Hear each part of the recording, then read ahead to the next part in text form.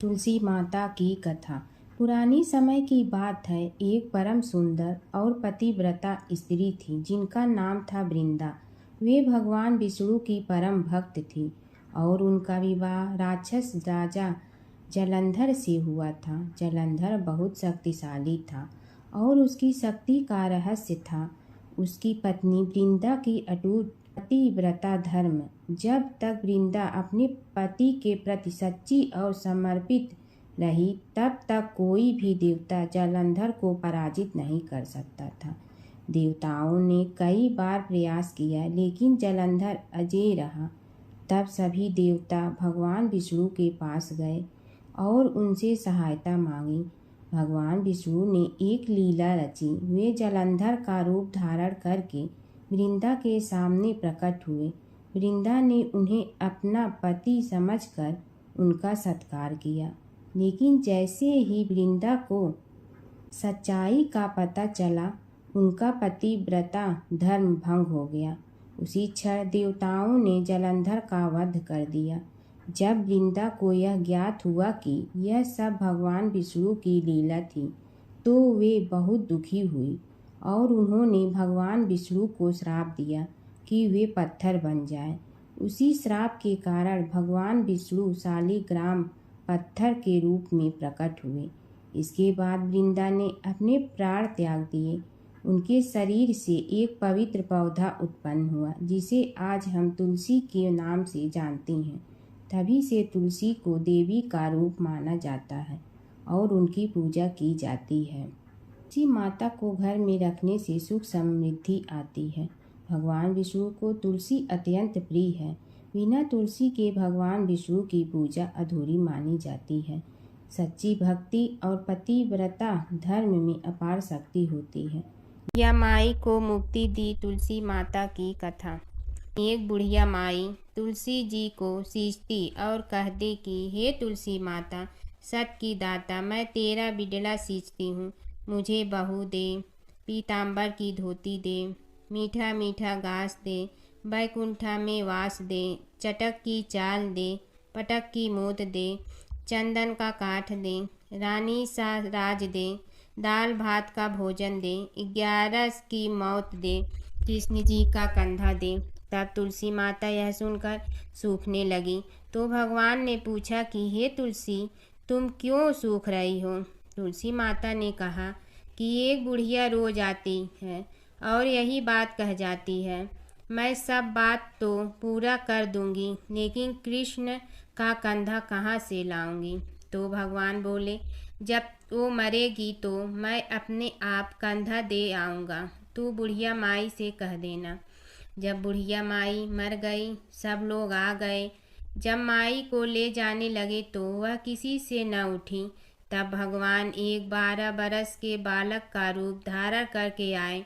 बालक ने कहा, मैं कान में एक बात कहूँगा तो बुढ़िया माई उठ जाएगी। बालक ने कान में कहा, बुढ़िया माई मन की निकाल ले, पीताम्बर की धोती ले, मीठा मीठा घास ले, बैकुंठा का वास ले, चटक की चाल ले, पटक की मोत ले, कृष्ण जी का कंधा ले। यह सुनकर बुढ़िया माई हल्की हो गई। भगवान ने कंधा दिया और बुढ़िया माई को मुक्ति मिल गई। हे तुलसी माता, जैसे बुढ़िया माई को मुक्ति दी वैसे सबको देना। भगवान विष्णु और नारद की कथा। एक बार नारद मुनि जी ने भगवान विष्णु जी से पूछा, हे भगवान, आपका इस समय सबसे प्रिय भक्त कौन है? अब विष्णु तो भगवान हैं, सो झट से समझ गए अपने भक्त नारद मुनि की बात और मुस्कुरा कर बोले, मेरा सबसे प्रिय भक्त उस गांव का एक किसान है। यह सुनकर नारद मुनि जी थोड़ा निराश हुए और फिर से एक प्रश्न किया, हे भगवान, आपका बड़ा भक्त तो मैं हूँ, तो फिर सबसे प्रिय क्यों नहीं? भगवान विष्णु जी ने नारद मुनि जी से कहा, इसका जवाब तो तुम खुद ही दोगे। जाओ, एक दिन उसके घर रहो और फिर सारी बात मुझे बताना। नारद मुनि जी सुबह सवेरे मुंह अंधेरे उस किसान के घर पहुंच गए। देखा अभी अभी किसान जगा है और उसने अब सबसे पहले अपने जानवरों को चारा देता, फिर मुंह धोता, दैनिक कार्यों से निवृत्त होता, जल्दी जल्दी भगवान का नाम लिया, रूखी सूखी रोटी खाकर जल्दी जल्दी अपने खेतों पर चला गया। सारा दिन खेतों में काम किया और शाम को वापस घर आया। जानवरों को अपनी जगह बांधा, उन्हें चारा पानी डाला, हाथ धोया, मुंह धोया, फिर थोड़ी देर भगवान का नाम लिया, फिर परिवार के संग बैठकर खाना खाया और कुछ बातें की और फिर से सो गया। अब सारा दिन यह सब देखकर नारद मुनि जी भगवान विष्णु के पास वापिस आए और बोले, भगवान, मैं आज सारा दिन उस किसान के संग रहा, लेकिन वो तो ढंग से आपका नाम भी नहीं ले सकता। उसने थोड़ी देर सुबह, थोड़ी देर शाम को और भी जल्दी जल्दी आपका ध्यान किया, और मैं तो 24 घंटे सिर्फ आपका ही नाम जपता हूँ। क्या आपका सबसे प्रिय भक्त वो गरीब किसान ही है? भगवान विष्णु जी ने नारद की बात सुनकर कहा, अब इसका जवाब भी तुम मुझे खुद ही देना। और भगवान विष्णु जी ने एक कलश अमृत से भरा नारद मुनि को थमाया और बोले, इस कलश को लेकर तुम तीनों लोकों की परिक्रमा कर के आओ, लेकिन ध्यान रहे अगर एक बूंद भी अमृत नीचे गिरा तो तुम्हारी सारी भक्ति और पुण्य नष्ट हो जाएगी। नारद मुनि तीनों लोकों की परिक्रमा करके जब भगवान विष्णु के पास वापस आए तो खुश होकर बोले, भगवान, मैंने एक बूंद भी अमृत नीचे नहीं गिरने दिया। विष्णु भगवान ने पूछा, और इस दौरान तुमने मेरा नाम कितना बार लिया, मेरा स्मरण कितनी बार किया? तो नारद बोले, अरे भगवान जी, मेरा तो सारा ध्यान इस अमृत पर था, फिर आपका ध्यान कैसे करता? भगवान विष्णु ने कहा, हे नारद, देखो उस किसान को, वो अपना कर्म करते हुए भी नियमित रूप से मेरा स्मरण करता है, क्योंकि जो अपना कर्म करते हुए भी मेरा जाप करे वो ही मेरा सबसे प्रिय भक्त है। तुम तो सारे दिन खाली बैठे ही जप करते हो, और जब तुम्हें कर्म दिया तो मेरे लिए तुम्हारे पास समय ही नहीं था। तो नारद मुनि सब समझ गए और भगवान के चरण पकड़ कर बोले, हे भगवान, आपने मेरा अहंकार तोड़ दिया, आप धन्य हैं। एक समय की बात है कि विष्णु भगवान का विवाह लक्ष्मी जी के साथ निश्चित हो गया। विवाह की तैयारी होने लगी। सभी देवताओं को निमंत्रण भेजे गए, परंतु गणेश जी को निमंत्रण नहीं दिया। कारण जो भी रहा हो, अब भगवान विष्णु की बारात जाने का समय आ गया। सभी देवता अपनी पत्नियों के साथ विवाह समारोह में आए। उन सब ने देखा कि गणेश जी कहीं दिखाई नहीं दे रहे हैं। तब वे आपस में चर्चा करने लगे कि क्या गणेश जी को कोई न्योता नहीं दिया है, या स्वयं गणेश जी ही नहीं आए हैं। सभी को इस बात पर आश्चर्य होने लगा। तभी सब ने विचार किया कि विष्णु भगवान से ही इसका कारण पूछा जाए। विष्णु भगवान से पूछने पर उन्होंने कहा कि हमने गणेश जी के पिता भोलेनाथ महादेव को न्योता भेजा है। यदि गणेश जी अपने पिता के साथ आना चाहते हैं तो आ जाते, अलग से न्योता देने की कोई आवश्यकता भी नहीं थी। दूसरी बात यह है कि उनको 1.25 मन मूंग, 1.25 मन चावल, 1.25 मन घी और 1.25 मन लड्डू का भोजन दिन भर में चाहिए। यदि गणेश जी नहीं आएंगे तो कोई बात नहीं, दूसरे के घर जाकर इतना सारा खाना पीना अच्छा भी नहीं लगता। इतनी वार्ता कर ही रहे थे कि किसी एक ने सुझाव दिया, यदि गणेश जी आ भी जाए तो उनके द्वारपाल बनाकर बैठा देंगे कि आप घर की याद रखना। आप तो चूहे पर बैठकर धीरे धीरे चलोगे तो बारात से बहुत पीछे रह जाओगे। यह सुझाव भी सबको पसंद आ गया, तो विष्णु भगवान ने भी अपनी सहमति दे दी। होना क्या था कि इतने में गणेश जी वहां आ पहुंचे और उन्हें समझा बुझा कर घर की रखवाली करने बैठा दिया गया। बारात चल रही थी, तब नारद जी ने देखा कि गणेश जी तो दरवाजे पर ही बैठे हुए हैं। तो वे गणेश जी के पास गए और रुकने का कारण पूछा। गणेश जी कहने लगे कि विष्णु भगवान ने मेरा बहुत अपमान किया है। नारद जी ने कहने लगे कि अपनी मूषक देना को आगे भेज दे तो वह रास्ता खोद देगी, जिससे उनके वाहन धरती में धंस जाएंगे। तब आपको सम्मान पूर्वक बुलाना पड़ेगा। अब तो गणेश जी ने अपनी मूषक सेना जल्दी से आगे भेज दी और सेना ने जमीन पोली कर दी। जब बारात वहां से निकली तो रथों के पहिए धरती में धंस गए। लाख कोशिश करे परंतु पहिए नहीं निकले। सभी ने अपने अपने उपाय किए परंतु पहिए तो नहीं निकले, बल्कि जगह जगह से टूट गए। किसी की समझ में नहीं आ रहा था कि अब क्या किया जाए। तब तो नारद जी ने कहा, आप लोगों ने गणेश जी का अपमान करके अच्छा नहीं किया। यदि उन्हें मना कर लाया जाए तो आपका कार्य सिद्ध हो सकता है और यह संकट टल सकता है। शंकर भगवान ने अपने दूत नंदी को भेजा और वे गणेश जी को लेकर आए। गणेश जी का आदर सम्मान के साथ पूजन किया। तब कहीं रथ के पहिए निकले। अब रथ के पहिए निकल के परंतु टूट गए तो उन्हें सुधारे गए। पास के खेत में खाती काम कर रहा था, उसे बुलाया गया। खाती अपना कार्य करने के पहले श्री गणेशाय नमः कहकर गणेश जी की वंदना मन ही मन करने लगा। देखते ही देखते खाती ने सभी पहियों को ठीक कर दिया।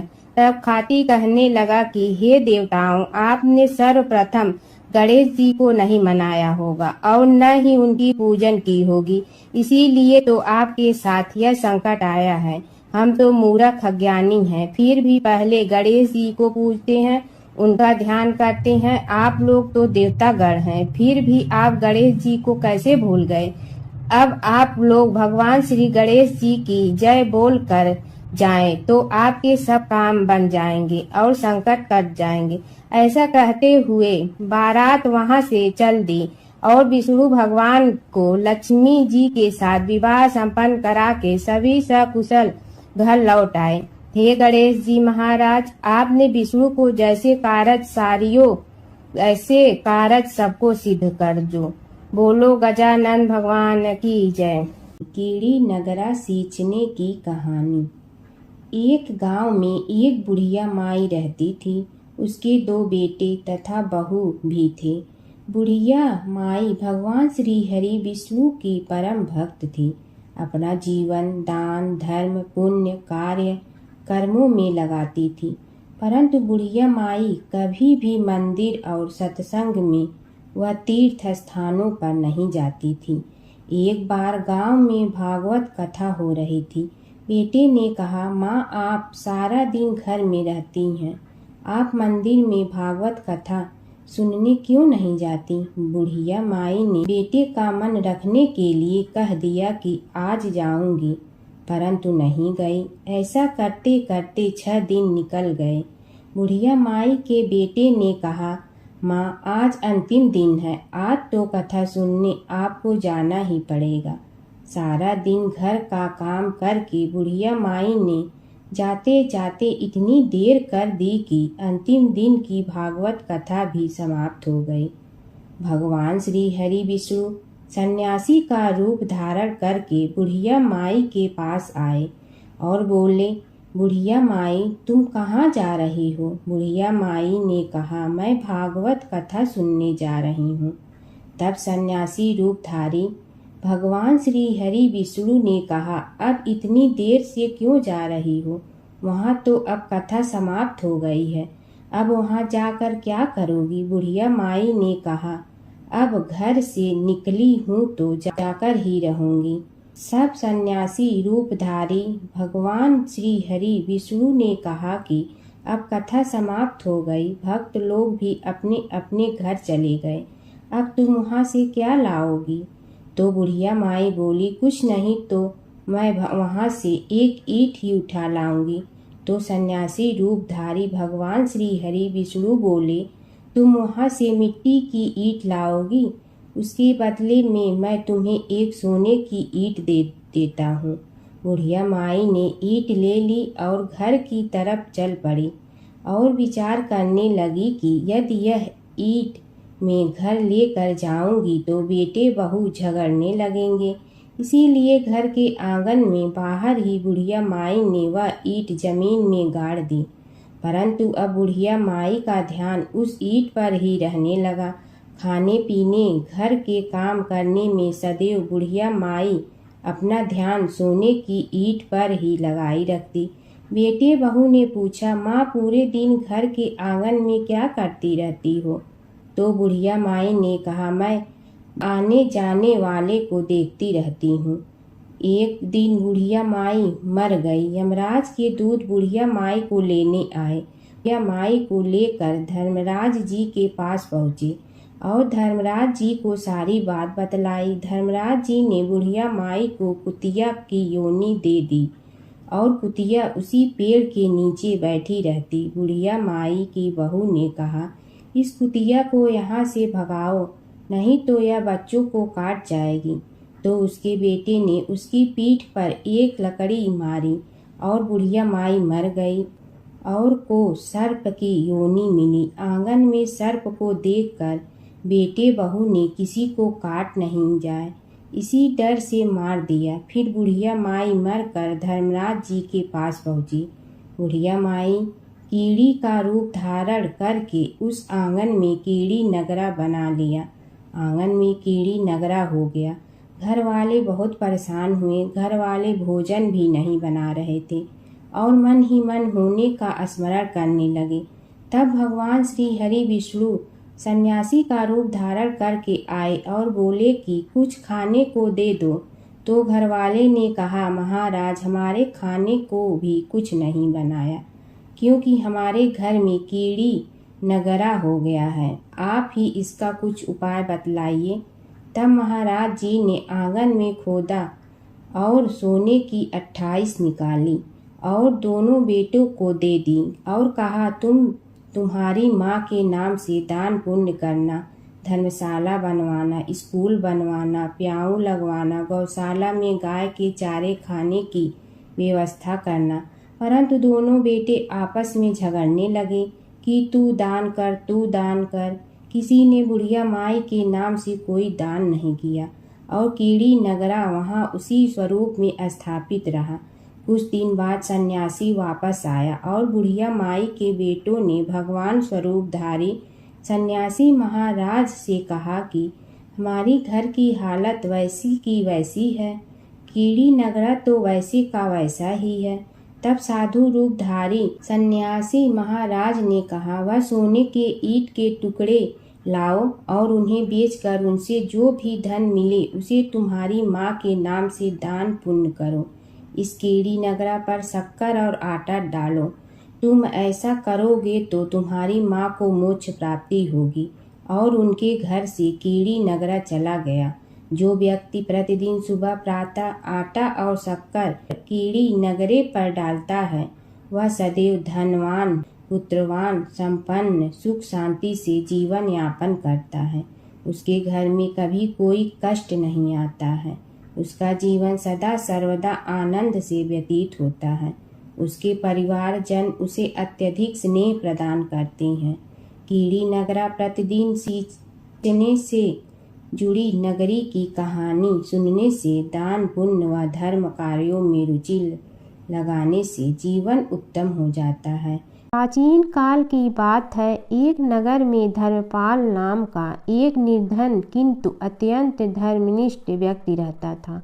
वह न तो अधिक पूजा पाठ जानता था और न ही उसके पास धन था, परंतु उसके हृदय में भगवान विष्णु के प्रति अपार श्रद्धा थी। प्रतिदिन प्रातः स्नान कर भगवान विष्णु का स्मरण करता और तुलसी दल अर्पित करता। तब भी वह हरि नाम का जाप करता रहता। एक दिन किसी कारणवश वह पूजा न कर सका। मन में ग्लानि हुई और रात को उसने भगवान विष्णु से क्षमा याचना की। उसी रात उसे स्वप्न में विष्णु ने दर्शन दिए और कहा, हे भगवान, जो भी व्यक्ति श्रद्धा से मेरा स्मरण करता है, मैं उसके सभी पाप हर लेता हूँ। भक्ति में विधि नहीं, भाव प्रधान होता है। कुछ समय बाद धर्मपाल के जीवन की सभी कठिनाइयाँ दूर हो गई। उसके घर में सुख शांति और समृद्धि आ गई। अंत समय में उसे वैकुंठ लोक की प्राप्ति हुई। विष्णु भगवान की कथा। एक नगर में एक सेठ व एक सेठानी रहते थे और सेठानी रोज विष्णु भगवान की पूजा करती थी। सेठ को उसका पूजा करना बिल्कुल अच्छा नहीं लगता था। इसी वजह से एक दिन सेठ ने सेठानी को घर से निकाल दिया। घर से निकलने पर वह जंगल की ओर गई तो देखा 4 आदमी मिट्टी खोदने का काम कर रहे थे। उसने कहा कि मुझे नौकरी पर रख लो। उन्होंने उसे रख लिया, लेकिन मिट्टी खोदने से सेठानी के हाथों में छाले पड़ गए और उसके बाल भी उड़ गए। वह आदमी कहते हैं कि बहन, लगता है तुम किसी अच्छे घर की महिला हो। तुम्हें काम करने की आदत नहीं है। तुम एक काम रहने दो और हमारे घर का काम कर लिया करो। वह चारों आदमी उसे अपने साथ घर ले गए और वह 4 मुट्ठी अनाज लाते और सभी बांट कर खा लेते। एक दिन सेठानी ने कहा कि कल से 8 मुट्ठी अनाज लाना। अगले दिन वह 8 मुट्ठी अनाज लाए और सेठानी पड़ोसन से आग मांग लाई। उसने भोजन बनाया, विष्णु भगवान को भोग लगाया, फिर सभी को खाने को दिया। सारे भाई बोले कि बहन, आज तो भोजन बहुत स्वादिष्ट बना है। सेठानी ने कहा कि भगवान का जूठा है तो स्वाद तो होगा ही। सेठानी के जाने के बाद सेठ भूखा रहने लगा और आस पड़ोस के सारे लोग कहने लगे कि ये तो सेठानी के भाग्य से खाता था। एक दिन सेठ अपनी सेठानी को ढूंढने चल पड़ा। उसने ढूंढते हुए वह भी उस जंगल में पहुंच गया जहां वह चारों आदमी मिट्टी खोद रहे थे। सेठ ने उन्हें देखा तो कहा कि भाई, मुझे भी काम पर रख लो। उन आदमियों ने उसे काम पर रख लिया, लेकिन मिट्टी खोदने से उसके भी हाथों में छाले पड़ गए और बाल उड़ने लगे। उसकी यह हालत देख चारों बोले कि तुम्हें काम की आदत नहीं है, तुम हमारे साथ चलो और हमारे घर में रह लो। सेठ उन चारों आदमियों के साथ उनके घर चला गया और जाते ही उसने सेठानी को पहचान लिया, लेकिन सेठानी घूंघट में थी तो सेठ को देख नहीं पाई। सेठानी ने सभी के लिए भोजन तैयार किया और हर रोज की भांति विष्णु भगवान को भोग लगाया। उसने उन चारों भाइयों को भोजन परोस दिया, लेकिन जैसे ही वह सेठ को भोजन देने लगी तो विष्णु भगवान ने उसका हाथ पकड़ लिया। भाई बोले कि बहन, ये तुम क्या कर रही हो? वह बोली, मैं कुछ नहीं कर रही हूँ, मेरा हाथ तो विष्णु भगवान ने पकड़ लिया है। भाई बोले, हमें भी विष्णु भगवान के दर्शन कराओ। उसने भगवान से प्रार्थना की तो विष्णु जी प्रकट हो गए। सभी ने दर्शन किए। सेठ ने सेठानी से क्षमा मांगी और सेठानी को साथ चलने को कहा। भाइयों ने अपनी बहन को बहुत सा धन देकर विदा किया। जब सेठानी के साथ सेठ भी भगवान विष्णु की पूजा करने लगा और उनके परिणाम से उनका घर अन्न धन से भर गया। जमुना की कहानी। प्राचीन समय में एक गांव था जिसमें 2 बहनें रहा करती थी। एक बहन का नाम गंगा था तो दूसरी बहन का नाम जमुना था। एक बार दोनों बहनें एक साहूकार के खेत से गुजर रही थी तो जमुना ने 13 दाने जौ के तोड़ लिए, जिसे देख गंगा बोली कि तुझे तो ग्रहण लग गया, तूने चोरी की है। इस पर जमुना बोली कि अब मेरा ग्रहण कैसे धुलेगा। गंगा ने कहा कि तुझे 12 साल तक साहूकार के यहाँ नौकरी करनी पड़ेगी, तभी तेरा पाप धुलेगा और ग्रहण से मुक्ति मिलेगी। जमुना साहूकार के यहाँ नौकरी के लिए जाती है और अपने लिए काम मांगती है। साहूकार उसे काम पर रख लेता है, लेकिन काम करने से पहले जमुना उसे कहती है कि मैं सारे काम करूंगी, लेकिन 4 काम नहीं करूंगी। जूठे बर्तन नहीं मांजूंगी, झाड़ू नहीं लगाऊंगी, बिस्तर नहीं बिछाऊंगी और दिया नहीं जलाऊंगी। 12 साल के बाद कुंभ का मेला लगा तो साहूकारनी भी कुंभ नहाने जाने लगी।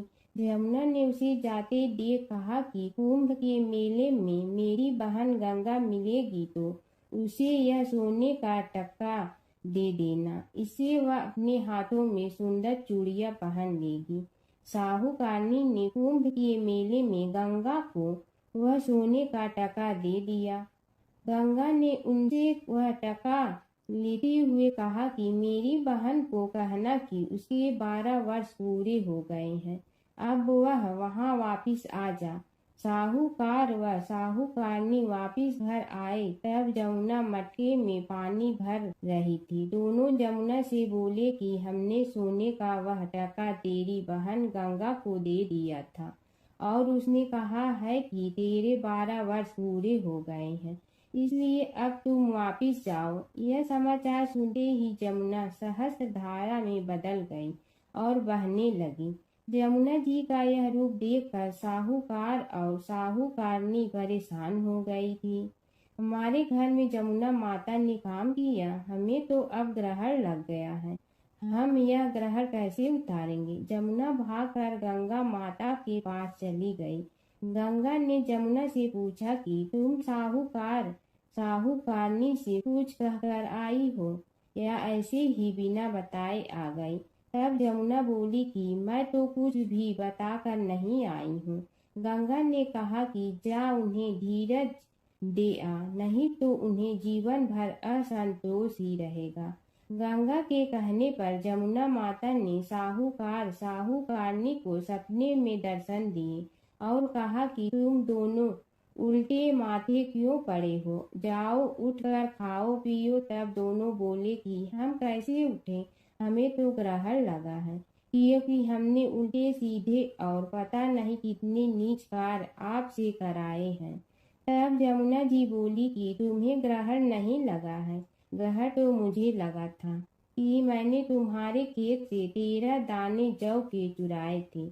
मैं तो अपना ग्रहण उतारने तुम्हारे घर आई थी। मेरा ग्रहण तुम्हारे घर में 12 वर्ष तक रहने से उतर गया है और मेरी मुक्ति हो गई है। जमुना जी ने कहा कि तुम्हें कोई ग्रहण नहीं लगा है, उल्टे मेरे 12 वर्ष तक यहाँ रहने से तुम्हारी भी मुक्ति हो गई है। यह कहकर जमुना जी स्वप्न से चली गई। दोनों उठकर देखते हैं कि उनके घर में पहले से भी अधिक धन हो गया है। हे जमुना माता, जैसे आपने साहूकार व साहूकारनी की मुक्ति कराई, वैसे ही आप अपने सभी भक्तों की करना। नगर बसेरे की कहानी। किसी गांव में एक भाट व एक जाट रहता था।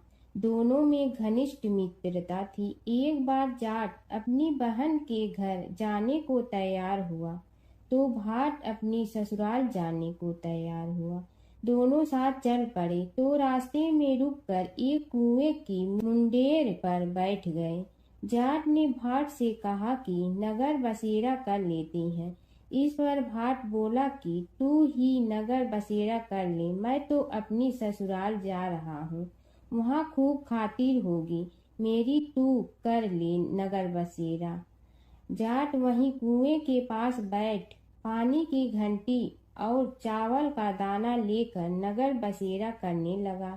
नगर बसेरा करने के साथ जाट कहने लगा कि नगर बसेरा जो करे सो मल धोवे पाँव, ताता माड़ा तापसी देगी मेरी माँ, माँ देगी मावशी तेगी द्वारका का वास, मीठा मीठा घास वृंदावन का वास, 5 कुल्थी छठी रास, मेरी जीवड़ो श्री कृष्ण के पास, डालू पानी हो जाए घी, झट से निकल जाए मेरा जी। यह सब कर कर के वह जाट बहन के पास चल पड़ा। जाट की बहन ने भाई के आने पर उसकी खातिर की खी बूढ़ा के साथ भाई को जिमाया। दोनों ने बैठकर ढेर सारी बातें की।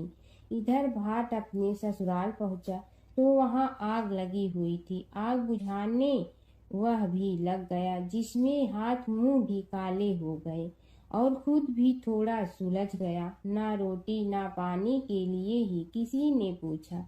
एक पड़ोसन आई तो उसने भाट की सास को कहा कि जमाई आया है, जरा उस आव भगत कर लो। बुढ़िया बोली कि सब कुछ तो जल गया है, अब कहाँ से आव भगत करूं। तब पड़ोसन ने ही भाट को एक रोटी के साथ छाछ दी। उसने वही खाकर गुजारा किया। शाम को दोनों फिर घर की ओर चल पड़े और रास्ते में मिल गए और एक दूसरे का हाल पूछा। भाट बोला कि मेरी ससुराल में तो आग लगी हुई थी, आग बुझाते मैं खुद काला हो गया हूँ, ना रोटी मिली ना पानी। जाट बोला कि मेरी तो बहुत खातिर हुई।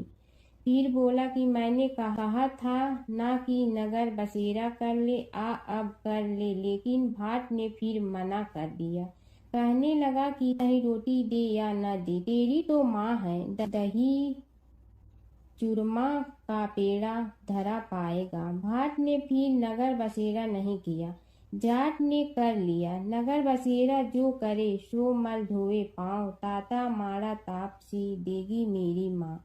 माँ देगी मावसी देगी द्वारका का वास, मीठा मीठा घास वृंदावन का वास। 5 कुल्ठी छठी रास, मेरा जी बड़ो श्री कृष्ण के पास। डालू पानी हो जाए घी, झट से निकल जाए मेरा जी। करके वह चल पड़ा। घर पहुँचते ही जाट की मौसी ने बहुत लाड प्यार किया। उधर भाट घर गया तो उसकी भैंस खो गई थी। बाप एक लाठी रखे तो दूसरी उठाए और कहने लगा कि ससुराल गया तो आग लगा दी, अब यहाँ आया तो भैंस खो दी। बाप ने कहा कि पहले भैंस लेकर आ, तभी रोटी पानी मिलेगा।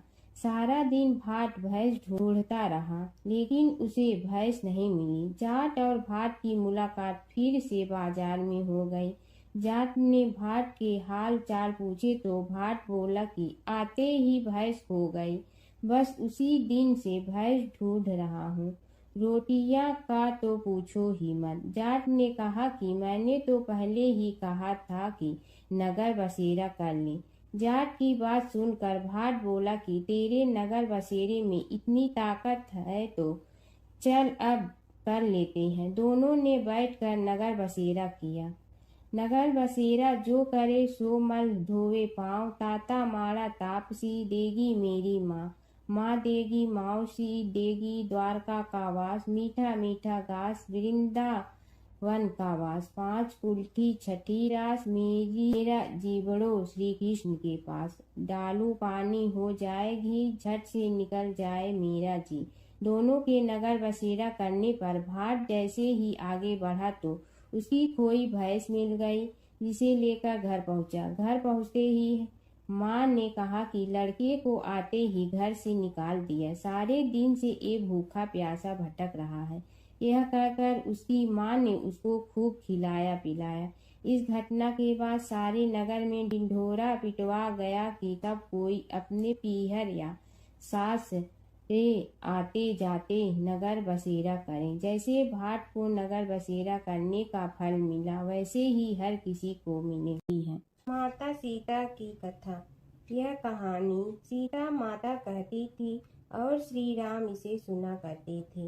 एक दिन श्री राम भगवान को किसी काम के लिए बाहर जाना पड़ा तो सीता माता कहने लगी कि भगवान, मेरा तो 12 वर्ष का नित्य नियम है, अब आप बाहर जाएंगे तो मैं अपनी कहानी किसे सुनाऊंगी। श्री राम ने कहा कि तुम कुएं की पाल पर जाकर बैठ जाना और वहां जो औरतें पानी भरने आएंगी उन्हें अपनी कहानी सुना देना। सीता माता कुएं की पाल पर जाकर बैठ जाती हैं। एक स्त्री आई, उसने रेशम की जड़ी की साड़ी पहन रखी थी और सोने का घड़ा ले रखा था। सीता माता उसे देख कहती हैं कि बहन, मेरा 12 वर्ष का नित्य नेम सुन लो। पर वह स्त्री बोली कि मैं तुम्हारा नित्य नेम सुनूंगी तो मुझे घर जाने में देरी हो जाएगी और मेरी सास मुझसे लड़ेंगी। उसने कहानी नहीं सुनी और चली गई। उसकी रेशम जड़ी की साड़ी फट गई, सोने का घड़ा मिट्टी के घड़े में बदल गया। सास ने देखा तो पूछा कि ये किसका दोष अपने सिर लेकर आ गई है। बहू ने कहा कि कुएं पर एक औरत बैठी थी, उसने कहानी सुनने के लिए कहा, लेकिन मैंने सुनी नहीं, जिसका यह फल मिला है। बहू की बात सुनकर अगले दिन वही साड़ी और घड़ा लेकर सास कुएं की पाल पर गई। सास को वहीं माता सीता बैठी मिली तो माता सीता ने कहा कि बहन मेरी कहानी सुन लीजिए। सास बोली कि एक बार छोड़, मैं तो 4 बार कहानी सुन लूंगी। राम आए लक्ष्मण आए देश के पुजारी आए, नित नेम का नेम लाए आओ राम बैठो राम। तपी रसोई जियो राम, माखन मिश्री खाओ राम। दूध बतासा पियो राम, सूत के पलका मोठो राम। साल दुसाला पोठो राम, साल दुसाला ओढ़ो राम। जब बोलो जब राम ही राम, राम संवारे सबके काम। खाली घर भंडार भरेंगे, सबका बेड़ा पार करेंगे। श्री राम जय राम जय जय राम। सास बोली कि बहन कहानी तो बहुत अच्छी लगी। कहानी सुनकर सास घर चली गई और उसकी साड़ी फिर से रेशम जड़ी की बन गई। मिट्टी का घड़ा फिर सोने के घड़े में बदल गया। बहू कहने लगी, सासू माँ आपने ये सब कैसे किया? सास ने कहा कि बहू तू दोष लगा के आई थी और मैं अब दोष उतार कर आ रही हूँ। बहू ने फिर पूछा कि वह कुएं वाली स्त्री कौन है? सास बोली कि वे सीता माता थी। वे पुराने से नया कर देती हैं, खाली घर में भंडार भर देती हैं। वह लक्ष्मी जी का वास घर में कर देती हैं। आदमी की जो भी इच्छा हो उसे पूरा कर देती हैं। बहू बोली कि ऐसी कहानी मुझे भी सुना दो। सास बोली कि ठीक है तुम भी सुनो, और सास ने कहानी शुरू की। राम आए लक्ष्मण आए देश के पुजारी आए, नित नेम का नेम लाए आओ राम बैठो राम। तपी रसोई जियो राम, माखन मिश्री खाओ राम। दूध बतासा पियो राम, सूत के पलका मोठो राम। साल दुसाला पोठो राम, साल दुसाला ओढ़ो राम। जब बोलो जब राम ही राम, राम संवारे सबके काम। खाली घर भंडार भरेंगे, सबका बेड़ा पार करें। श्री राम जय जय राम। कहानी सुनकर बहू बोली कि कहानी तो बहुत अच्छी है। सास ने कहा कि ठीक है, इस कहानी को रोज कहा करेंगे। अब सास बहू रोज सवेरे उठती, नहाती धोती और पूजा करने के बाद नित नेम की सीता की कहानी कहती। एक दिन उनके यहाँ एक पड़ोस की औरत आई और बोली कि बहन जरा सी आँच दे ना। तो वह बोली कि आज तो अभी हमने जलाई ही नहीं। पड़ोसन ने कहा कि तुम सुबह 4 बजे से उठकर क्या कर रही हो? फिर उन्होंने कहा कि सुबह उठकर हम पूजा करते हैं, फिर सीता माता की नित नेम की कहानी कहते हैं। पड़ोसन ने उसकी बात सुनकर फिर कहा कि सीता माता की कहानी कहने से तुम्हें क्या मिलता है? वे बोली कि इनकी कहानी कहने से घर में भंडार भर जाते हैं, सारे काम सिद्ध होते हैं, मन की इच्छा भी पूरी हो जाती है। पड़ोसन कहती है कि बहन ऐसी कहानी तो मुझे भी सुना दो। फिर वह बोली कि ठीक है तुम भी यह कहानी सुन लो। राम आए लक्ष्मण आए देश के पुजारी आए, नित नेम का नेम लाए आओ राम बैठो राम। सारी कहानी सुनने के बाद पड़ोसन कहने लगी, बहन कहानी तो मुझे बहुत अच्छी लगी। अब वह पड़ोसन भी नित नेम सीता माता की कहानी कहने लगी। कहानी कहने से सीता माता ने पड़ोसन के भी भंडार भर दिए। अब तो पूरे मोहल्ले में नित नेम की कथा चल पड़ी। हर किसी की मनोकामना पूरी होने लगी। हे सीता माता, जैसे आपने उनके भंडार भरे वैसे ही आप हमारे भी भंडार भरना, सबकी भरना, कहानी सुनने वाले के भी और कहानी कहने वाले के भी। प्राचीन काल की बात है। नैमिषारण्य क्षेत्र में ऋषि महर्षि और साधु संतों का समाज जुड़ा था। उसमें श्री सूत जी भी विद्यमान थे। शौनक जी ने उनकी सेवा में उपस्थित होकर निवेदन किया कि हे अज्ञान रूप घोर तिमिर को नष्ट करने में करोड़ों सूर्यों के समान प्रकाशमान श्री सूत जी हमारे कानों के लिए अमृत के समान जीवन प्रदान करने वाले कथा तत्व का वर्णन कीजिए। हे सूत जी, हमारे हृदयों में ज्ञान के प्रकाश की वृद्धि तथा भक्ति, वैराग्य और विवेक की उत्पत्ति जिस कथा से हो सकती हो, वह हमारे प्रति कहने की कृपा कीजिए। शौनक जी की जिज्ञासा से सूत जी बड़े प्रसन्न हुए। पुरातन इतिहासों के स्मरण से उनका शरीर पुलकायमान हो रहा था। वे कुछ देर उसी स्थिति में विराजमान रहकर कुछ विचार करते रहे और अंत में बोले, शौनक जी, इस विषय में आपके चित्त में बड़ी जिज्ञासा है। आप धन्य हैं जो सदैव ज्ञान की प्राप्ति में तत्पर रहते हुए विभिन्न पुराण कथाओं की जिज्ञासा रखते हैं। आज मैं आपको ज्ञान के परम स्रोत रूप श्री गणेश जी का जन्म कर्म रूप चरित्र सुनाऊंगा। गणेश जी से ही सभी ज्ञानों, सभी विद्याओं का उद्भव हुआ है। अब आप सावधान चित्त से विराजमान हो। श्री गणेश जी के ध्यान और नमस्कार पूर्वक उनका चरित्र श्रवण करें। नमस्तस्मै गणेशाय ब्रह्मा विद्या प्रदायिनी यनागस्त्यसमः साक्षात विघ्न सागर सोसड़े।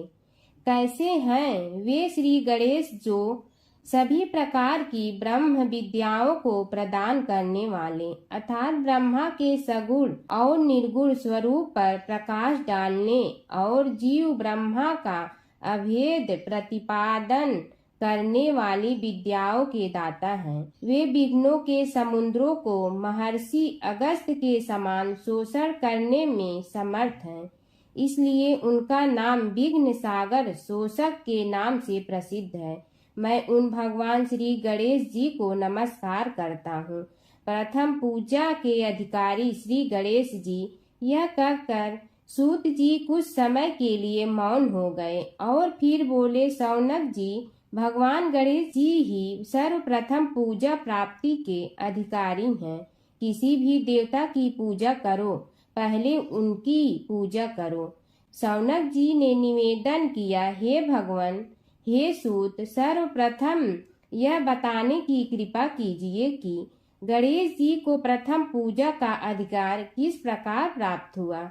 इस विषय में मेरी बुद्धि मोह को प्राप्त हो रही है कि सृष्टि रचयिता ब्रह्मा जी, पालन करता भगवान नारायण और संहार करता शिव जी में से किसी को प्रथम पूजा का अधिकारी क्यों नहीं माना गया। यह त्रिदेव ही तो सबसे बड़ा देवता माने जाते हैं।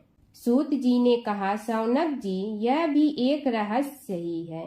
देखो, अधिकार मांगने से नहीं मिलता, इसके लिए योग्यता होनी चाहिए। संसार में अनेकों देवी देवताएं पूजे जाते हैं।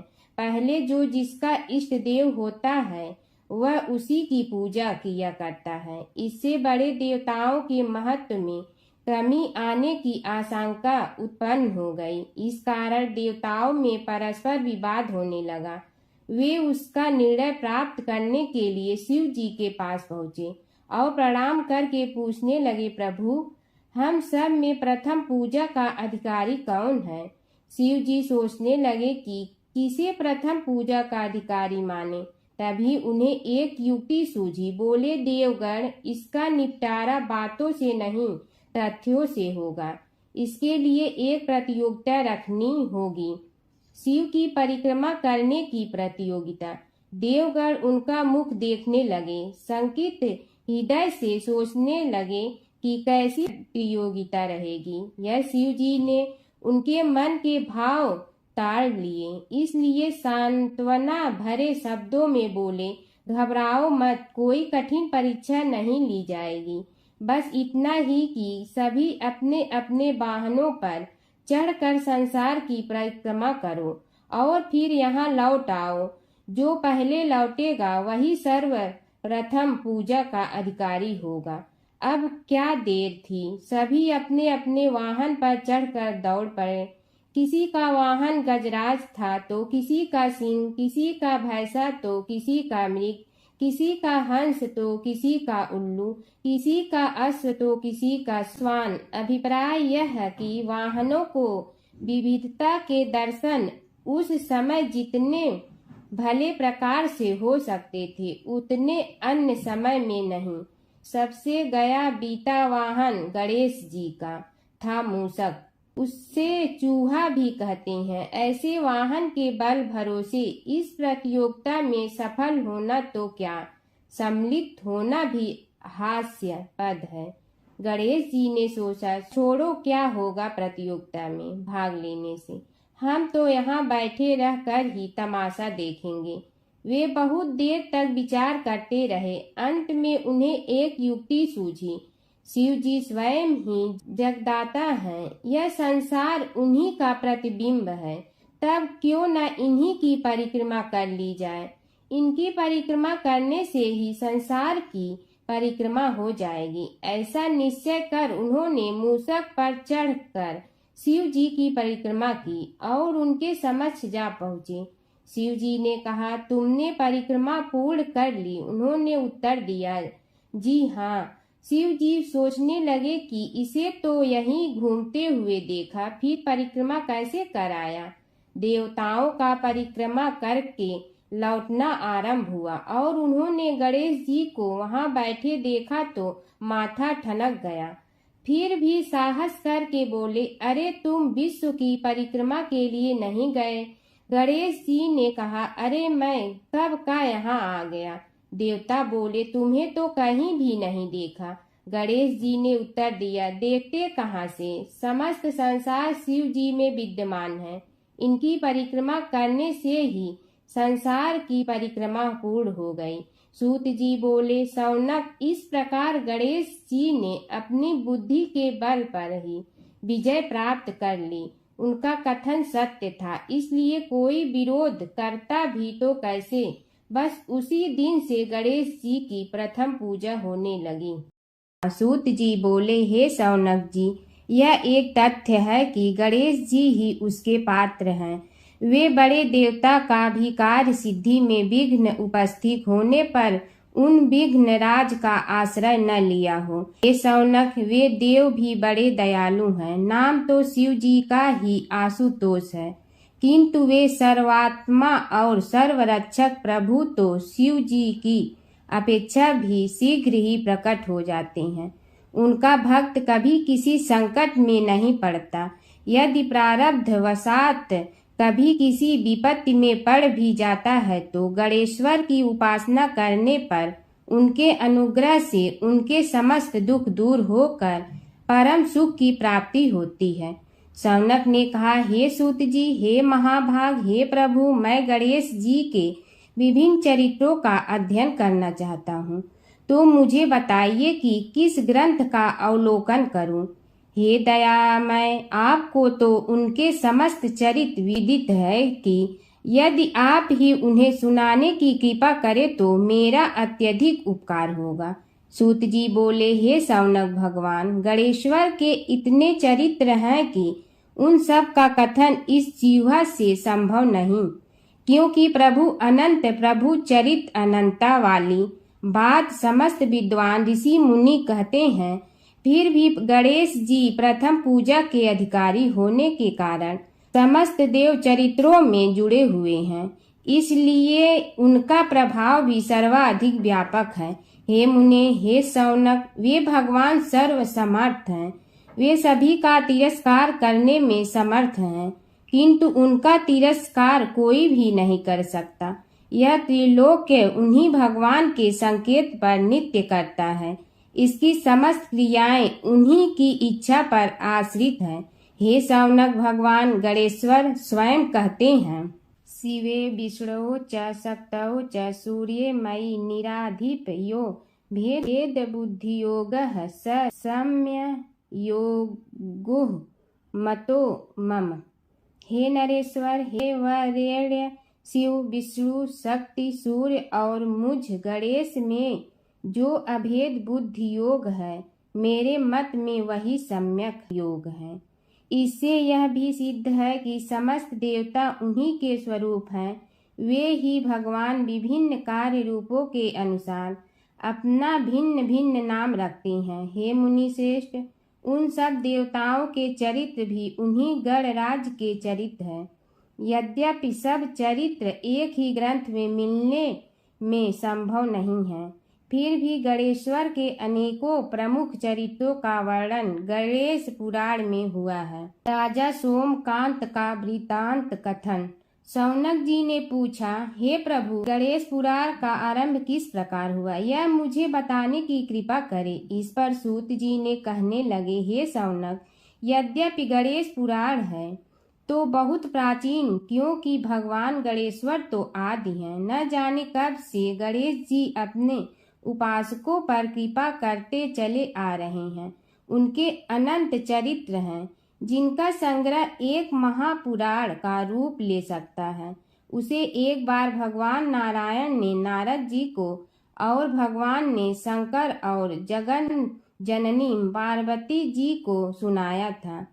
बाद में वही पुराण संक्षेप रूप में ब्रह्मा जी ने महर्षि वेद व्यास को सुनाया और फिर व्यास जी ने महर्षि भृगु को सुनाया। भृगु ने कृपा करके सौराष्ट्र के एक राजा सोमकांत को सुनाया था। तब से वह पुराण अनेक कथाओं में विस्तृत होता रहा और अनेक कथाओं से रहित होता हुआ अनेक रूप में प्रचलित है। शौनक जी ने पूछा, भगवान, आप यह बताने का कष्ट करें कि राजा सोमकांत कौन था। उसने महर्षि से गणेश पुराण का श्रवण कहाँ किया था, उस पुराण के श्रवण से उसे क्या क्या उपलब्धियां हुई। हे नाथ, मुझे श्री गणेश्वर की कथा के प्रति उत्कंठा बढ़ती ही जा रही है। सूत जी बोले, हे शौनक, सौराष्ट्र के देवनगर नाम की एक प्रसिद्ध राजधानी थी। वहाँ का राजा सोमकांत था। वह अपनी प्रजा का पुत्र के समान पालन करता था। वह वेद ज्ञान संपन्न, शस्त्र विद्या में पारंगत एवं प्रबल प्रतापी राजा, समस्त राजाओं में मान्य तथा अत्यंत वैभवशाली था। उसका ऐश्वर्य कुबेर के भी ऐश्वर्य को लज्जित करता था।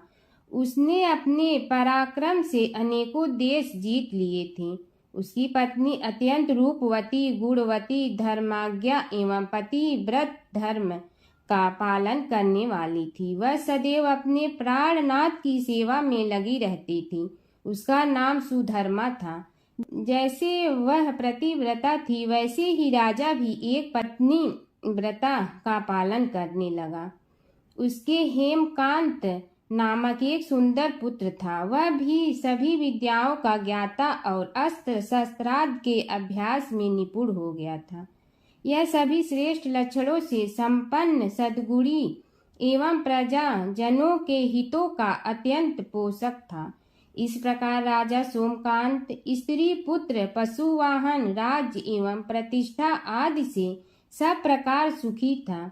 उससे दुख तो था ही नहीं।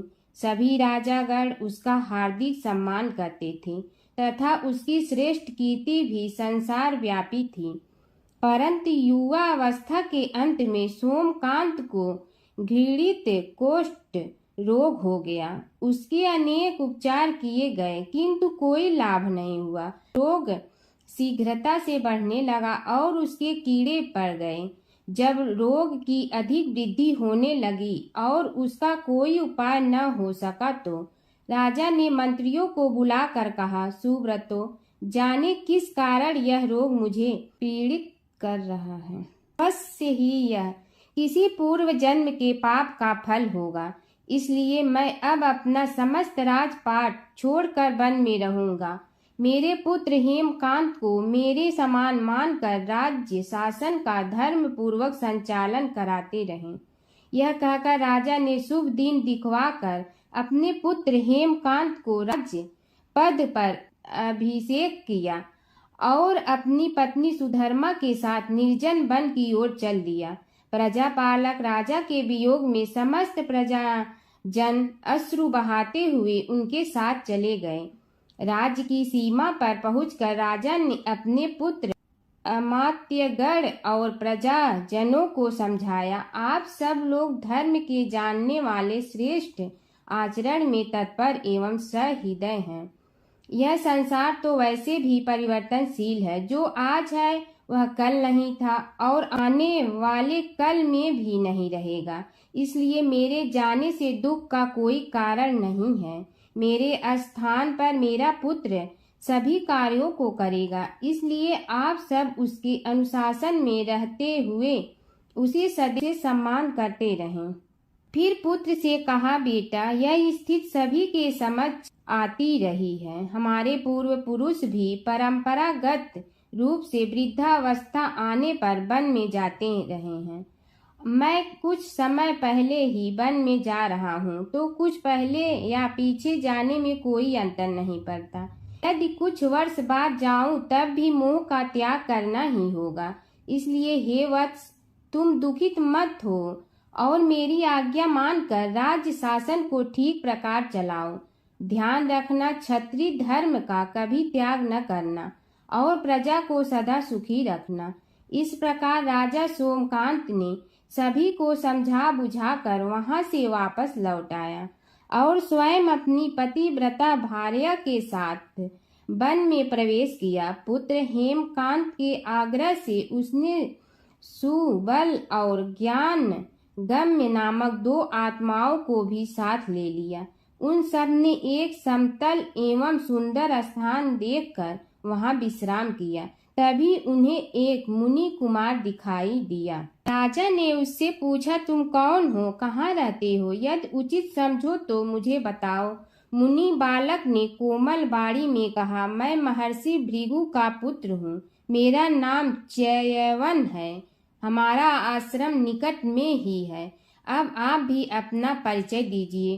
राजा ने कहा, मुनि कुमार, आपका परिचय पाकर मुझे बड़ी प्रसन्नता हुई। मैं सौराष्ट्र के देवनगर नामक राज्य का अधिपति रहा हूँ। अब अपने पुत्र को राज्य देकर मैंने अरण्य की शरण ली है। मुझे कुष्ठ रोग अत्यंत पीड़ित किए हुए हैं। उसकी निवृत्ति का कोई उपाय करने वाला हो तो कृपा कर मुझे बताइए। मुनि कुमार ने कहा, मैं अपने पिताजी से अपना वृतांत कहता हूँ, फिर वे जैसा कहेंगे आपको बताऊंगा। यह कहकर मुनि बालक चला गया और कुछ देर में ही आकर बोला, राजन, मैंने आपका वृतांत अपने पिताजी को बताया। उनकी आज्ञा हुई है कि आप सब मेरे साथ आश्रम में चलकर उनसे भेंट करें, तभी आपके रोग के विषय में भी विचार किया जाएगा। राजा सोमकांत के पूर्व जन्म का वृत्तांत भृगु द्वारा वर्णन। राजा अपनी पत्नी और अमात्यों के सहित च्यवन के साथ साथ भृगु आश्रम में जा पहुंचा और उन्हें प्रणाम कर बोला, हे भगवान, हे महर्षि, मैं आपकी शरण हूँ।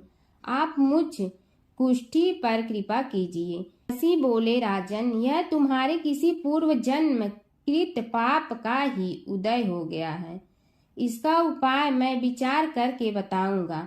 आज तो तुम सब स्नान आज से निवृत्त होकर रात्रि विश्राम करो।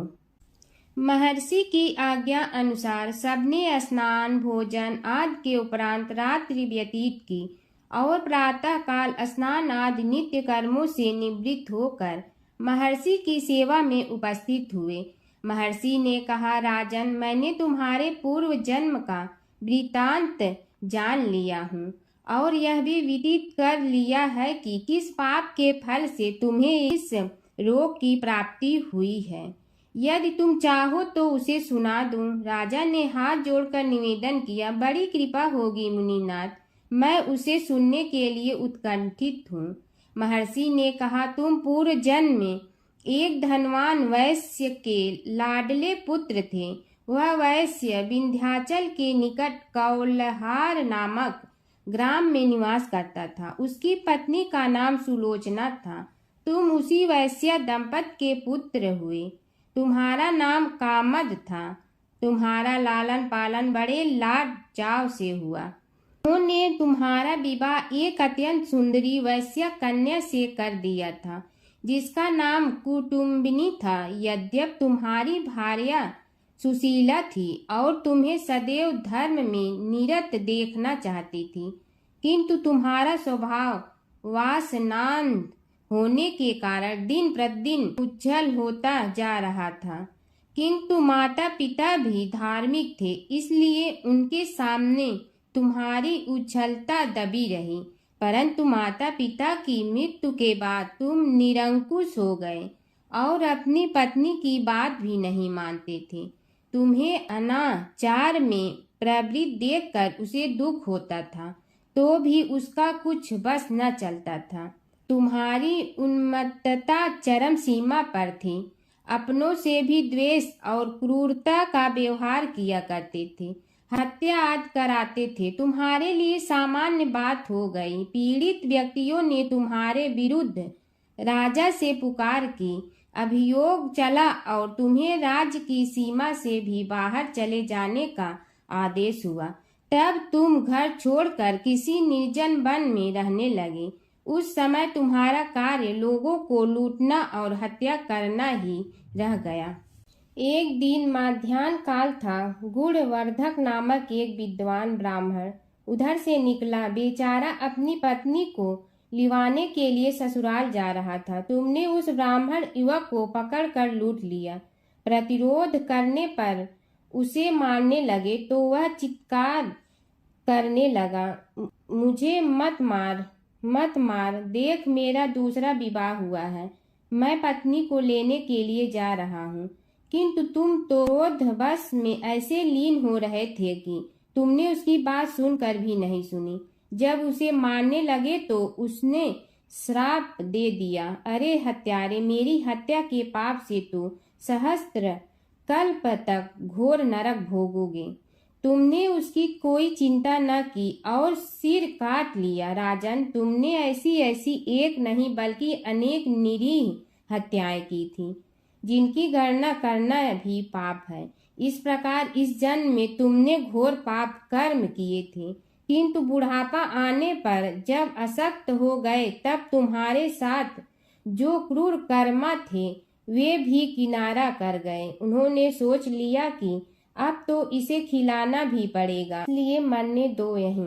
अमोघ प्रभाव गणेश उपासना का कथन। राजन, अब तुम निरालंब थे, चल फिर तो सकते ही नहीं थे। भूख से पीड़ित रहने के कारण रोगों ने भी घेर लिया। उधर से जो कोई निकलता तुम्हें घृणा की दृष्टि से देखता हुआ चला जाता। तब तुम आहार की खोज में बड़ी कठिनाई से चलते हुए एक जीर्ण शीर्ण देवालय में पहुंचा।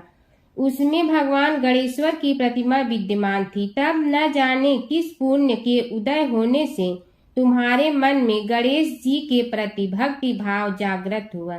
तुम निराहार रहकर उनकी उपासना करने लगे। उससे तुम्हें सब कुछ मिला और रोग भी कम हुआ। राजन, तुमने अपने साथियों की दृष्टि बचाकर बहुत सा धन एक स्थान पर गाड़ दिया था।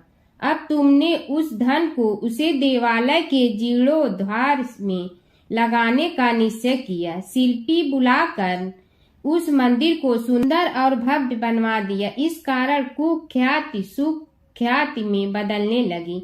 फिर यथा समय तुम्हारी मृत्यु हुई। यमदूतों ने पकड़कर तुम्हें यमराज के समक्ष उपस्थित किया।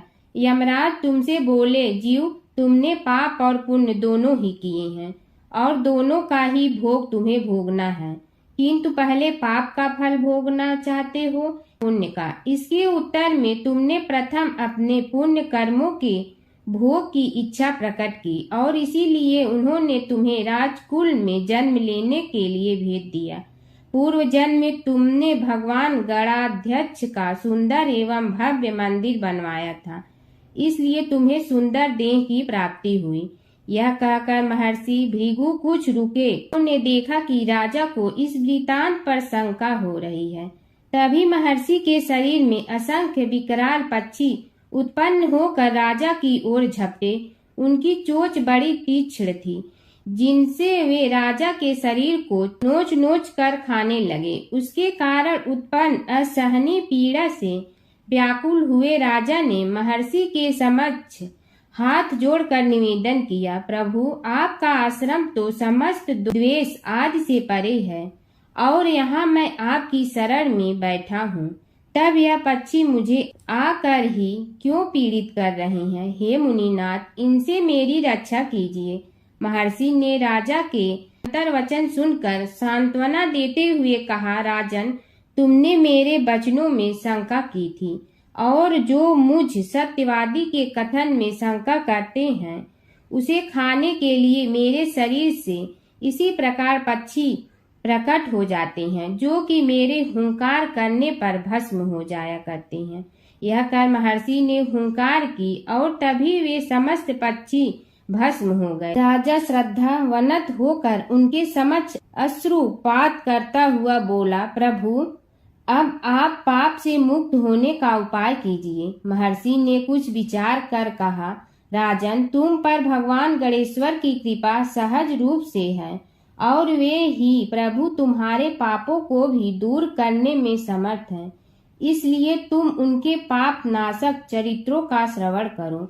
गणेश पुराण में उनके चरित्रों का भले प्रकार वर्णन हुआ है, अतएव तुम श्रद्धा भक्ति पूर्वक उसी को सुनने में चित्त लगाओ। राजा ने प्रार्थना की, महामुनि, मैंने गणेश पुराण का नाम भी आज तक नहीं सुना, तो उनके सुनने का सौभाग्य कैसे प्राप्त कर सकूंगा?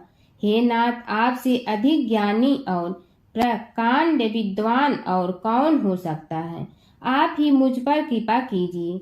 महर्षि ने राजा की दीनता देखकर उसके शरीर पर अपने कमंडल का मंत्रपूत जल छिड़का। तभी राजा को एक छींक आई और नासिका से एक अत्यंत छोटा काले वर्ण का पुरुष बाहर निकल आया। देखते देखते वह बढ़ गया। उसके भयंकर रूप को देखकर राजा कुछ भयभीत हुआ, किंतु समस्त आश्रमवासी वहां से भाग गए।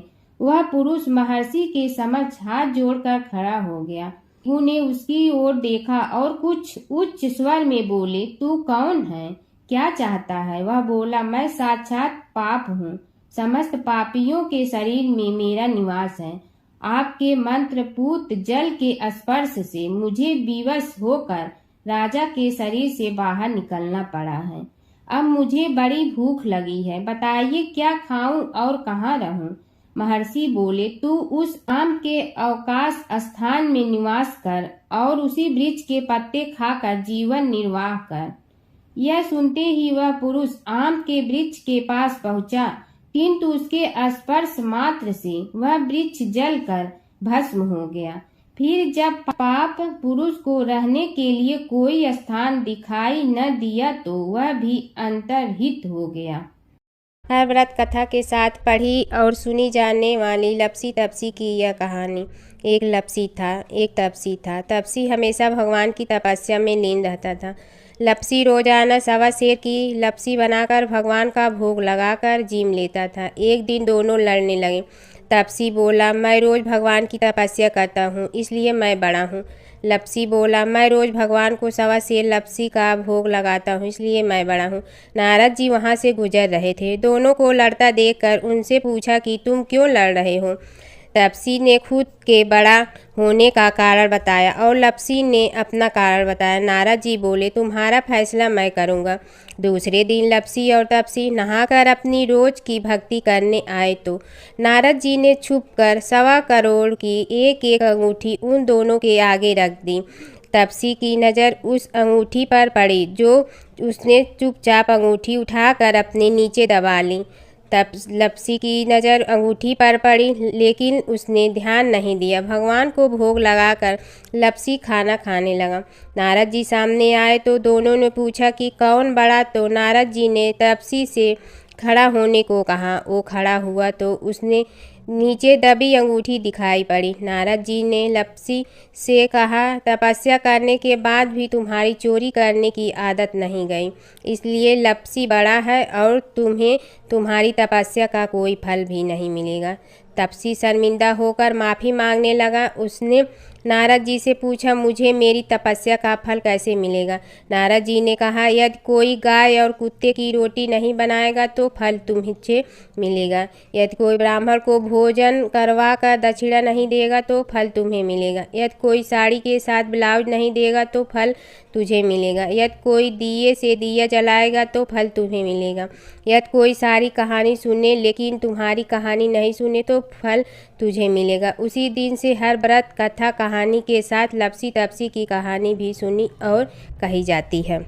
ओम जय जगदीश हरे स्वामी जय जगदीश हरे। भक्त जनों के संकट क्षण में दूर करे। ओम जय जगदीश हरे। जो ध्यावे फल पावे दुख बिन दे मन का। सुख संपत्ति घर आवे कष्ट मिटे तन का।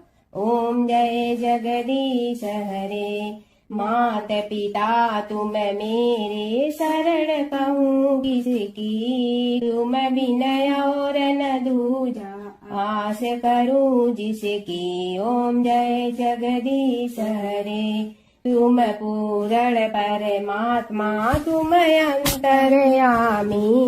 पार ब्रह्म परमेश्वर तुम सबके स्वामी। ओम जय जगदीश हरे। तुम बिंदा के सागर तुम पालन करता। मैं मूरख कल काम कृपा करो भरता। ओम जय जगदीश हरे। तुम हो ये कय गोचर सबके प्राणपति। किस विधि मिलूं दया में तुमको मैं कुमति। ओम जय जगदीश हरे। दीन बंधु दुख हरता तुम रक्षक मेरे। अपने हाथ उठाओ द्वार पड़ा तेरे। ओम जय जगदीश हरे। विषय विकार मिटा पाप हरो देवा। श्रद्धा भक्ति बढ़ाओ संतन की सेवा। ओम जय जगदीश हरे। तन मन धन सब तेरा स्वामी सब कुछ है तेरा। तेरा तुझको अर्पण क्या लागे मेरा।